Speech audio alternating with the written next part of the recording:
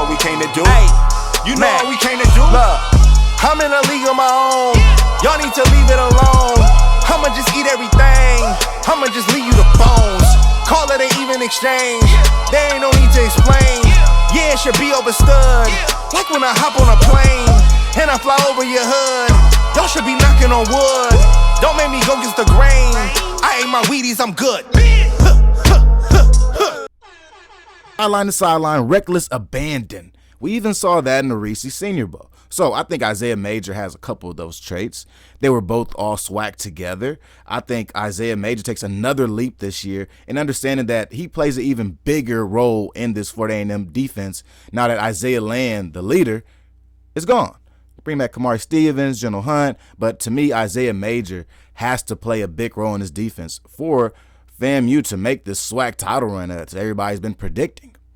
So after Isaiah Major, I did mention a guy that transferred from Ohio State, Kayvon Pope. Kayvon Pope, to me, is probably one of the most impressive linebackers on this list because of his versatility. I believe that he honestly can play inside linebacker and outside linebacker, given his speed. He has elite athleticism. His traits athletically are a little different, right? It's kind of the reason why he ends the season with 4 pass breakups, 62 tackles, and 4 tackles for loss. He's everywhere, right? He can make plays and pass coverage. He can make plays in defending the run. Now, he is probably the most potent up against the line of scrimmage. When he's around the line of scrimmage, he makes plays. He attacks the running backs. From what I've gathered, Kayvon Pope and his athletic ability gives him great short area explosiveness, right? So if he's around the line of scrimmage, he can beat guards to pulls and he can beat them to the holes. What he does as a linebacker is not only is fill the alley, fills gap, but quite honestly, he fills his gap, finds the running back, turns, and his play recognition is perfect. He stops the plays. Really, with him on the inside, he's an eraser. You want an eraser at middle linebacker, and I think that Kayvon Pope and Coach Brendan Fraser's defense is only going to excel even more this year. Last year, we saw 62 tackles. I could see up to 80 tackles this year, if we're being quite honest. And he's so instinctive. As I said, he meets the running back in the hole. It's a little scary, but he's a guy. That's why he's on my top 5 list. Another linebacker that catches a lot of running backs in the hole is Lewis Matthews. Lewis Matthews of Grambling State University is the best pure tackler on this list. I would take him to tackle a guy if there were 30 yards in between them. That's just kind of how I feel about Lewis Matthews. Lewis Matthews is a consistent player, one of the most consistent players on this Grambling State defense, and a real reason why we saw some games out of Grambling last year where they really had a chance and were super competitive. The first half of that Jackson State game, Lewis Matthews was all over the place. So with Lewis Matthews, like I said, he's the best pure tackler in HBCU football. He's a one-on-one tackler. Great. You love that. You love that. People always want to talk about how you love a great DB that can make a great tackle in space. But in today's game, a linebacker that can make a tackle in space is even more valuable. More notes on Lewis Matthews. He makes up a lot for Grambling State's defensive flaws, and he really stands out on film. If you watch Grambling State's film, you'll see a lot of Lewis Matthews. Quincy Mitchell also does show out sometimes. Sunday out of Anderson, also another guy we'll talk about on my defensive line list, or probably my edge list instead. It'll be on my edge list. So, yeah, but Lewis Matthews is definitely one of those guys you got to watch out for. Teams are going to be game planning around Lewis all year. Now, another guy, the most physically impending of all of these guys is linebackers is Eric Hunter. Last year he had 77 tackles, 6.5 tackles for loss, but he is 6'4", 205 pounds. There isn't a linebacker over 6'2" other than him on my top 5 list. Eric Hunter and what he has is pretty special. If you want to talk about draft talent, draft potential, this is a guy right here that you got to check mark. Put a star next to his name. Do what you got to do, because quite honestly, with his athletic ability and frame, you could do something with that on the NFL level. What Eric Hunter has at Morgan State is an insane athletic build. What he does tackling wise and playing wise is great. It's great. I really feel as though Eric Hunter is more of a potential guy, right? He was still one of the top guys in the MEAC. I think he has a lot of room to grow, honestly. I don't think he's done. I think this is only the beginning of Eric Hunter. We saw him last year as a junior. I think that he'll take another step forward. I don't think that by any means we've seen the ceiling for Eric Hunter, and his ability defensively can only increase, in my opinion. And I think under Coach Damon Wilson, he'll continue to develop. And my last linebacker on this list, probably one of the best linebackers on this list, is Colton Adams. Colton Adams out of Alabama State. He is the guy. 93 tackles last year, 9.5 tackles for loss, 6'2", 230 pounds. Linebacker is a downhill guy. This linebacker is a downhill guy. He goes and he's a heat-seeking missile. If you want to talk about glue guys or guys that kept a defense together like Lewis Matthews, Colton Adams is around the same way. Colton Adams was one of the most consistent players on this Alabama State defense, aside from Urside Davis, and aside from Adrian Maddox out there, and even Michael Victor too. I like Mikey Victor. But what I will say about Colton Adams at linebacker, you need that toughness inside. Play in and play out. Colton Adams brings that. He's good at bringing pressure, and he's good around the line of scrimmage. All right, very good at stopping the run. We know that.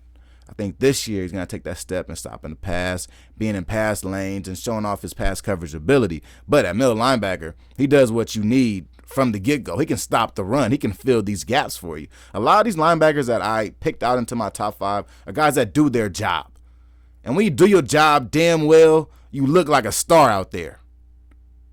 So Colton Adams, to me, is another guy that goes right up that list, right? He has a nose for the ball, and he's a 3-down linebacker. You don't have to take him out. I talked about his pass coverage skills. I talked about him, but you don't have to take him out. People don't target Colton Adams, okay? People don't try to go after Colton Adams because Colton Adams, for the most part, brings you down. So lastly, another guy on my list, Terrence Ellis. He was a guy that was notable on my list. Alcorn State linebacker. Shifts into the middle linebacker role at Alcorn State. Played fantastic last year. 92 tackles, 9 tackles for loss, 4 sacks. He showed what he can do. Transferring in last year, he was more of an outside linebacker. Now he moves to inside linebacker, switches his number around. He looks good. He's very big, athletic build, around 6'3".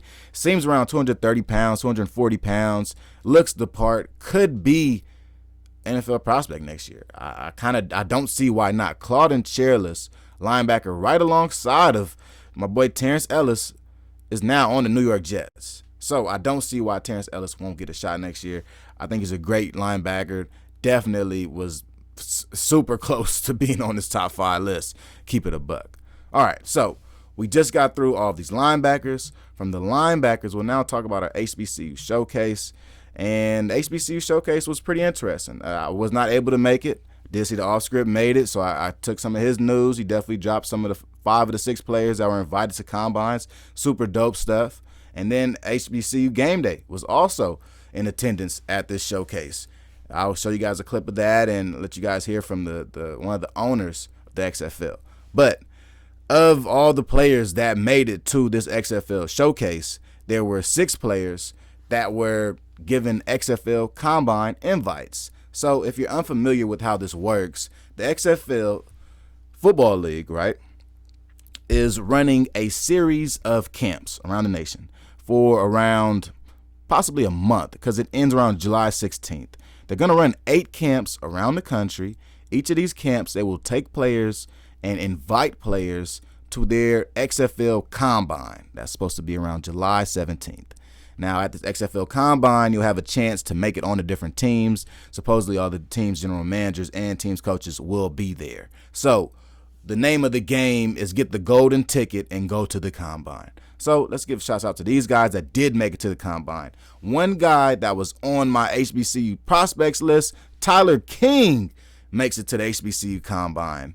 Pretty good running back out of Edward Waters. Quite honestly, we got a chance to talk to Edward Waters' head coach a couple weeks ago, and he had nothing but great things to say about Tyler King. A very big running back. He has an imposing size at running back. And another guy with imposing size at running back is Stafford Anderson out of Alcorn. He also gets an invite to the XFL Combine. Both of these guys have NFL-type size. We're talking about some 6-foot type guys with that are filled out, talking about plus 200 pounds. Another guy that was actually undersized, plays linebacker, that got an invite was Joshua Reed. J.R. Reed out of Grambling State. You all probably know he's pretty popular. Has gotten his invite into the XFL Combine. I think this is great for J.R. Reed. J.R., he didn't get many looks out of coming into the draft, NFL draft, and you kind of look at his RAS score, and you got to think maybe it's the RAS score, maybe it's because he scores so lowly. He did run a 4.8 40. I wasn't that doesn't really scare me to me, but the fact that he is undersized does make you think that maybe he might have to make that move to strong safety if he doesn't bulk up anymore. Because he runs a 4.8 at linebacker. He's at about 6 foot, 220 pounds. At linebacker, that's not really going to cut it for any league if we're going to keep it a buck. But I'm interested to see how he grows and develops as a player. Another guy, Joseph Stuckey out of North Carolina A&T. Linebacker, gets a call. Great for him. Another player was Temerick Vanover. This guy's a little more interesting. He left Morehouse in 2019 during COVID. Went to the professional ranks, played indoor football, got a chance, and since then has been looking for more professional chances to play football. With that, he found this HBCU XFL Showcase, hopped in the Showcase, and this is now 4 years. He is 4 years removed from college football. And he hopped into this camp, got a good look, and now he's been invited to the XFL Combine. So it kind of shows the positives of this camp. Whereas you can be a player that played for a HBCU team up to 4 years ago, come out to this camp in shape, turn some heads, and get a shot at the XFL Combine. That's good stuff. That's good stuff, quite honestly. I like that. I'm all for opportunities. And then lastly, we got Jai Nunn Liddell out of Kentucky State. SIAC guy. Or SIAC. Y'all tell me in the comments, man. Is it SIAC or is it SIAC? Let me know. My pop says SIAC. He went to Morehouse, so let me know. Don't throw me off, right? But anyway, J. Nunn Lindell is a heat-seeking missile. Plays linebackers, like strong safety in the box type of guy. He's a heat-seeking missile. You got to watch out for him. He just gets downhill, gets on you fast. He got an invite to XFL Combine. Pretty dope stuff. So we'll listen in right now to this is a quick clip from HBCU Game Day. Shout out to them getting out there getting that coverage. So go ahead and show y'all what was going on. Black college football players showcase their talent on this field today, and a few of them already received invites to the XFL Combine.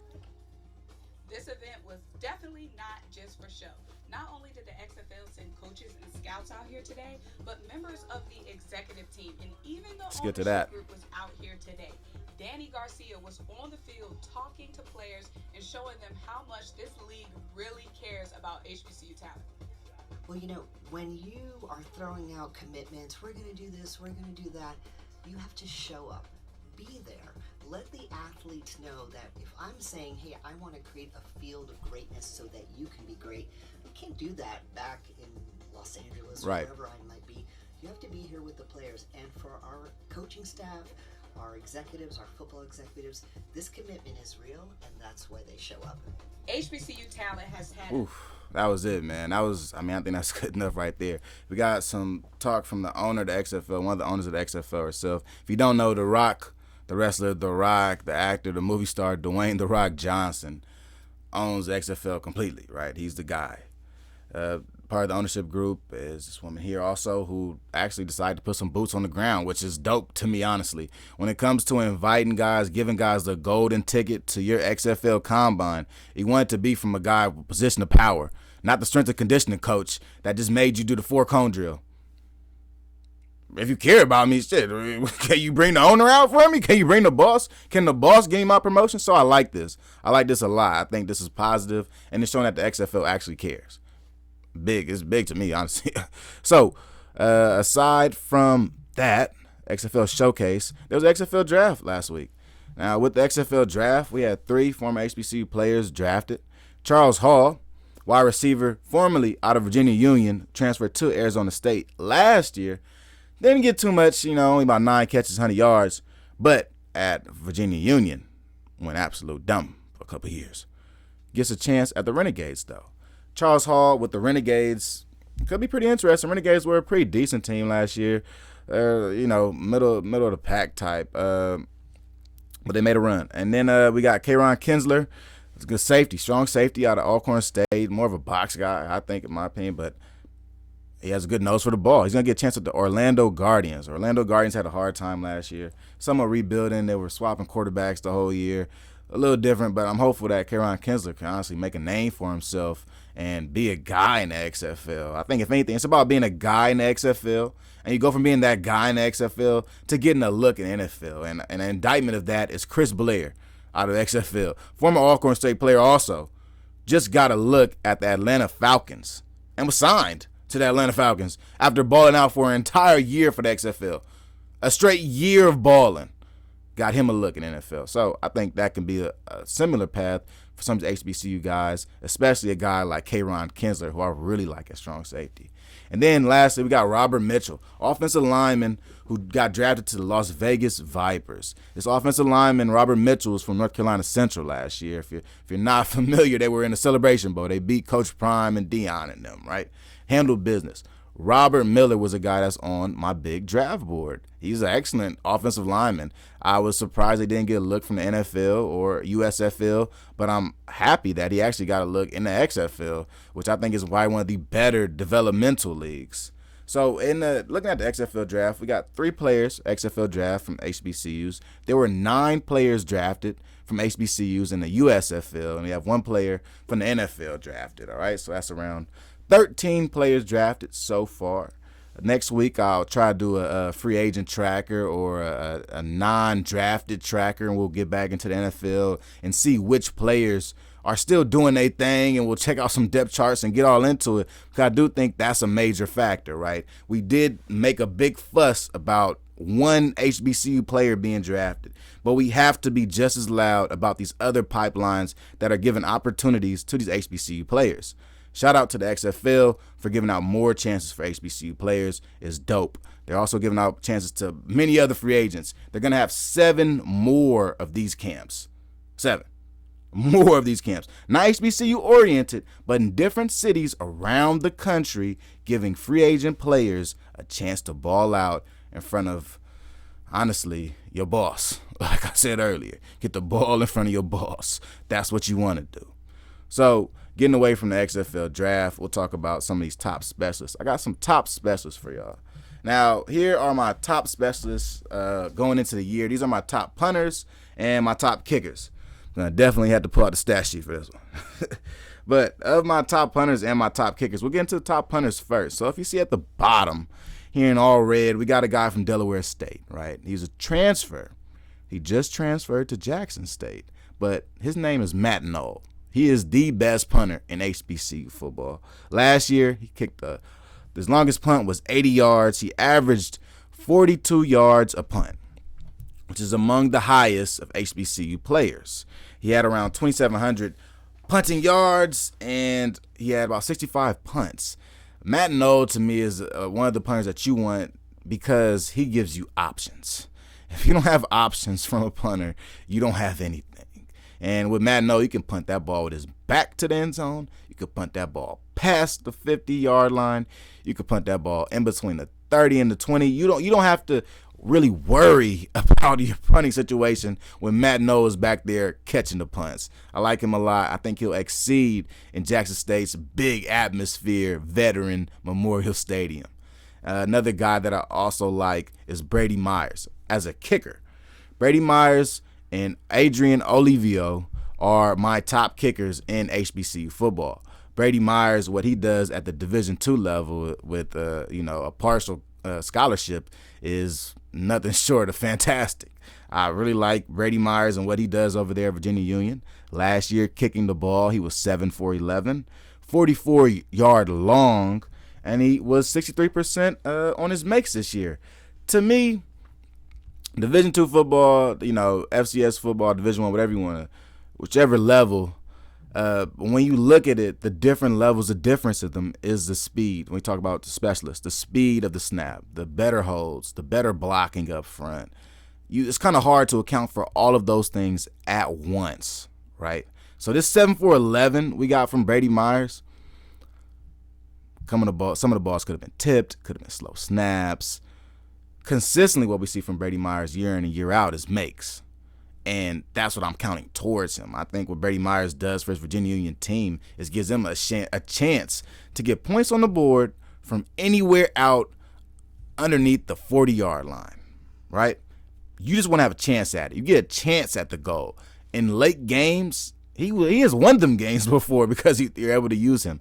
So I think Brady Myers, no doubt, is a standout kicker. Another guy, standout kicker, a Celebration Bowl winner, Adrian Olivio. Kicker out of North Carolina Central, was the absolute man last year. He made some very clutch kicks. He was 13 for 15. His longest kick was 43 yards, and his make percentage was 86%. Very high. Adrian Olivio and what he does for this North Carolina Central offense is just help pad these stats even more and more. When you look at a North Carolina Central offense that's run by Davius Richard, got Mookie Collier down there, Devin Smith, that receiver, got plenty of options and plenty of ways to get to the end zone or towards the end zone. Well, another way that Davius Richard had a peace of mind of it's okay we didn't get on third down, third and goal, is the fact you got Adrian Olivio back there kicking. When you have such a good kicker, you can lean on him. Like I spoke about with Brady Myers, when it comes to having a good kicker, it's mostly about consistency. Can we consistently trust you to knock down these kicks? And Adrian Olivio has proven to be one of those guys. So that was the show for this week, guys. We're a little short, but it is what it is, man. This week, we talked about my top 5 linebackers, talked about the XFL Showcase, XFL Draft, and my top specialist of the week. Please continue to follow, like, subscribe, keep rocking with us. We are now up to 140 subscribers. Thank you, everybody, for tapping in with us. Subscribe and telling a friend. Please continue to do that. Hit the comments if we got to talk about something, bro. I'll reply. It ain't nothing to me, dog. Or hit my Twitter or Instagram. I appreciate everybody for rocking with me. Another week of HBCU Flicks. It's your boy Kelly Flicks, and I'm out.